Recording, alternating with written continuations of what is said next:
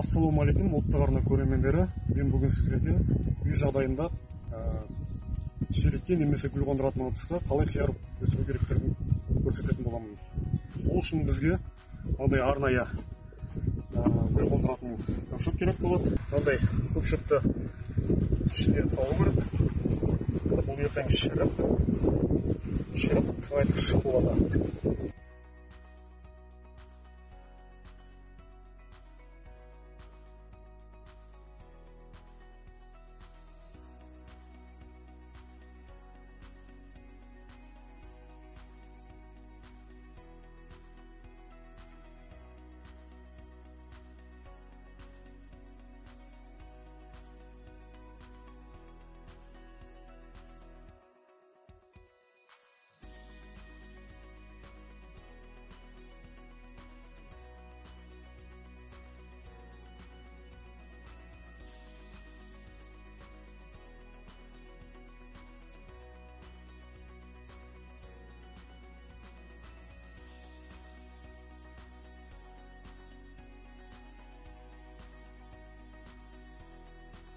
Осылай келіп, қиярдың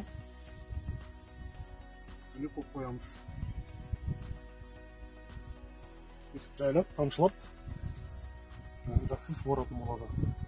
Сосын бұны өскен кезде, мынандай жіпті байлап қойып, осы жіппен арнайы байлап өсіретін боламыз. Мынаны ыңғайлы бір жерге қойып қойсаңыздар, немесе балконның ішіне де өсіп қоюға болады, немесе жылы болса балкондарыңыз бұндай үйдің қораптың керегі жоқ, былайша жіп байлап өсіруге болады. Жауын жауғанда, күн салқындаған кезде мынаның іші жылы болып, қиярыңыздың жаурап қалмауы үшін көмегін тигізетін болады. Алдағы уақыттарда қалай өсіп, қалай баптау керектігін көрсететін боламын. Ұлттық арнамен бірге болыңыздар.